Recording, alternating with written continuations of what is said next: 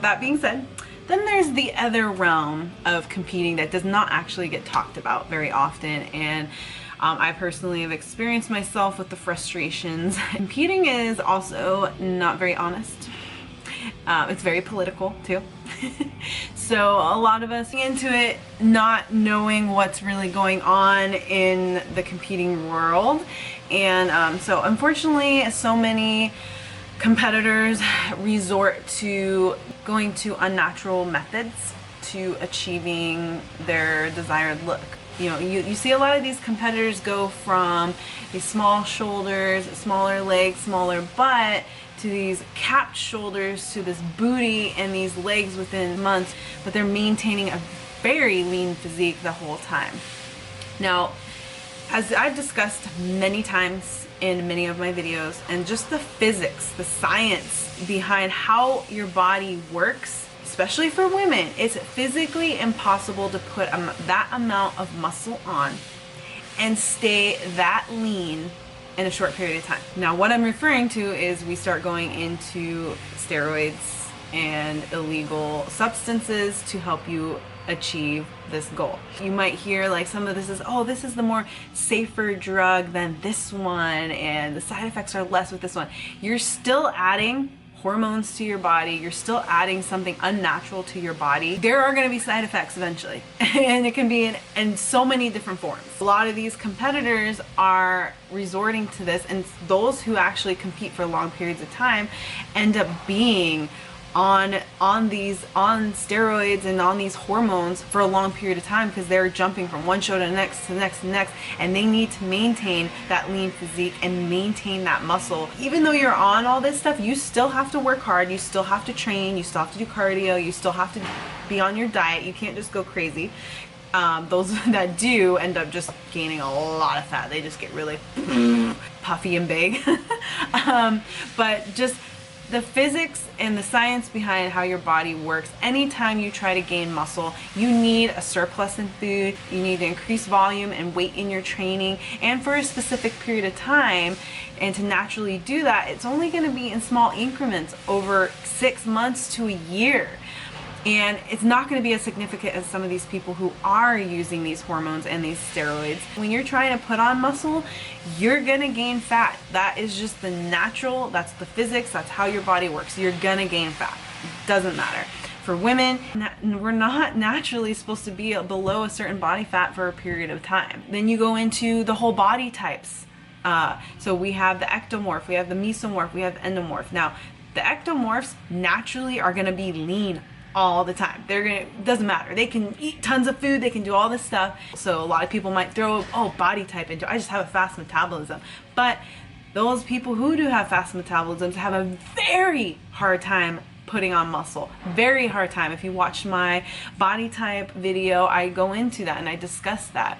And so in order for somebody like that to gain muscle, and they want to gain it in a short period of time, they don't want to actually do it the right way and be patient and put in the hard work, they might resort to doing some kind of steroid or a hormone. To kind of break it down for you a little bit, for somebody, especially depending on your body type, it can be ecto, meso, or endo. Ecto has a really hard time putting on muscle.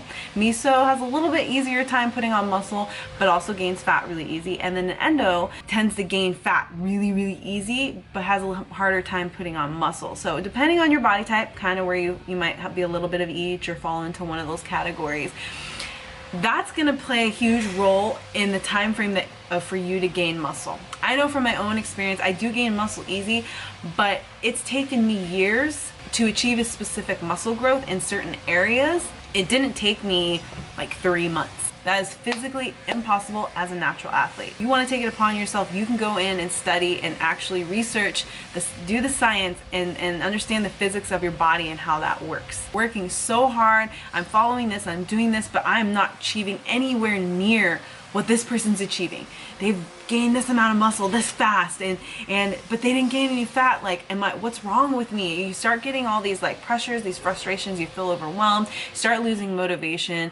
I know from my own experience, it's taken me years to gain what I have now from what I used to be. It didn't happen in like 3, 4, 5 months. Like, I started noticing more significant change when I was consistent and going through eating at a surplus, eating more food, and increasing that volume and the weight in my training. It wasn't until a year or more later that I started noticing change, and then the years following after that. So it's, let's say, so since I first competed, it's taken me almost 5 years to be where I'm at now. If you do get on some unnatural hormone or steroid, first of all, where is it coming from?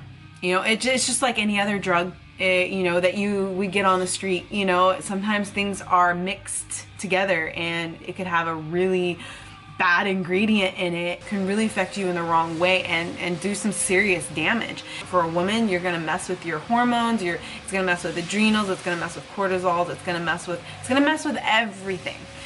A lot of women who come off of that, boom, they blow up. They can't get the weight off. Their hormones are so out of whack. They probably get more testosterone in their body than they should.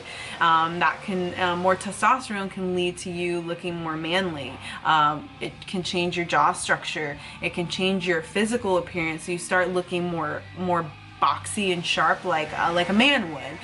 Instead of having your feminine curves, can change your voice. A lot of these steroids, a lot of these hormones eventually can lead to heart attacks down the road. I know a lot of people have died because they were just going too crazy on this stuff, you know, and at young ages, depending on how long you've been on the steroid or the hormone. And if you try to come off of it, you either are going to have to continue to stay on it, or when you come off of it, you're going to have to deal with some serious consequences.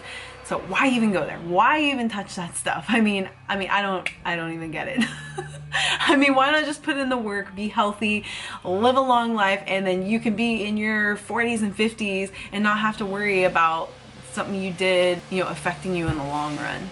Then you have the people who just, you know, you become super vain. Everything becomes competition and you're comparing yourself to everybody. You want to be, you know, this like skin 0% body fat, but still be making gains. It's just, that's not natural, guys. That is so common in competing in the competition world, that some of us who go in natural and not knowing what's going on, try to compete, put all this hard work and don't get anywhere. This is so common now that it'll just kind of be thrown out at you. Coaches, unfortunately, will eventually put their clients on stuff. I've had so many girls that I've worked with that come to me and said, I stopped working with this person because they suggested that I take a steroid and hormone like the last like 3 or 4 weeks of my prep, you know, or take this illegal fat burner, you know, all these things.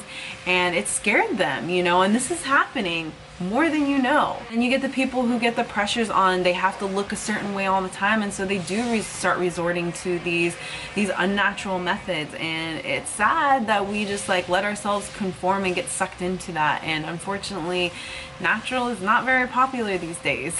When I did my competition, I went in as a natural athlete and I had no idea. I didn't even know about steroids. I mean, I knew it was in the world, but I didn't understand it. I didn't know how common it was, especially going into like a bikini competition. All these girls, the way they looked, and I was like, man, I've worked so hard, but I haven't achieved that in that same amount of time. And I just didn't get it, you know. And I was like, well, maybe they're just blessed, you know, maybe they're just lucky, maybe they have like a, you know, like a better program than me or something like that. The majority of the girls that were winning these competitions had a very specific look. And then also it goes into the political part of it, and there's, you know, stuff going on behind the scenes that you don't know about. I didn't stay in the competing world and I didn't get too in deep with it, so I know some of these other competitors that have quit competing for specific reasons, they'll share their story with you and talk about good, the bad, and the ugly of competing. I got a little taste of it in different areas, but I just decided it wasn't for me. So then I started learning how unnatural majority of these athletes were. One thing after I competed, I want to be a good role model for all of you you, and I want to be able to show you that it's okay. You don't have to conform to all these like crazy things. You don't have to change yourself and resort to unnatural stuff and hurting your body and hurting your mind, and staying a natural athlete and showing you, going through all my fluctuations in weight and sharing that with you and showing that it's okay. It's part of being human, it's part of being real, it's part of life. I didn't stick with competing because I didn't like the pressures, and the more that I started learning what was going on with these competitors and what they were doing, I just didn't like it. It's like one of those things is, you know, we all have that intuition that when you're lying, you feel guilty for it because you know you're lying. It's kind of that same thing as it made me feel guilty, and I just was like, I don't want to do that. I don't want to be that person, and especially with my role on social media and how many of you look up to me and how many of you trust me of what I put out there. I don't want to steer people in the wrong directions. I can't have that on my conscience. I can't do it. So that's why I've always just kept it natural. I've kept it real with you guys. I've always been honest, and I'm sharing these things with you because there's just so much stuff on social media nowadays. What's real, what's not. Unfortunately, in today's industry, it's all about image and lies. Fake. It's sad. Fitness should be about achievements. It should be about goals. It should be about challenging yourself, and it should be about health. Gone way off that, you know, and especially with the boom in social media popularity, and a lot of people, especially on Instagram, a lot of people becoming more popular because of that. I think those who do have a large following and do have access to so many people, why not use that for good and actually share positive things, actually share real things, actually share real experiences and real things that people can relate with. And it's not just about, you know, the popularity and the attention. It's all about the likes. It's all about how many followers you have. I mean, you guys know how much I depend on diet to achieve whatever it is you're trying to achieve. And I share that with you guys, and I share everything from, you know, my good experiences, my bad experiences, when I've gained weight, when I've lost weight, you know, and why did this happen, you know, what I went through, what the changes I made. I try to share that all with you guys, and that those things are okay. You don't have to dread it or be ashamed of it. That's why I've always chosen to stay natural. I'm always gonna stay natural because it's about the long term. It's about the long run. I'd rather be happy and healthy instead of doing a quick fix for an image that's only temporary. That all being said, I don't think competing, bikini, or any of those divisions is a bad thing at all. You just have to ask yourself, why are you doing it? And sticking to being true to yourself and not, you know, giving in or conforming to what everything else is going on around you. And when you are presented with something like that, what are you going to do in that time? And you just have to think about the consequences in the long run. And all of that is just temporary. If you're kind of toying with the notion of competing right now, you know, just kind of take in what I have shared with you guys, and remember, just sit down with yourself and ask yourself, why am I gonna do it? You know, is this something I truly am passionate about and I'm doing for myself? Or are you doing it because of what society's doing, because that's the thing to do, it's the look, it's the image? Really, all that stuff's gonna phase out. You know, anything fades out, just like I always talk about it, like Instagram. Eventually that's gonna fade out, something else is gonna come in. Everything fades eventually. So you want to find something that's genuine and real, that is for you, that you can always just have there for yourself for the rest of your life if you want it.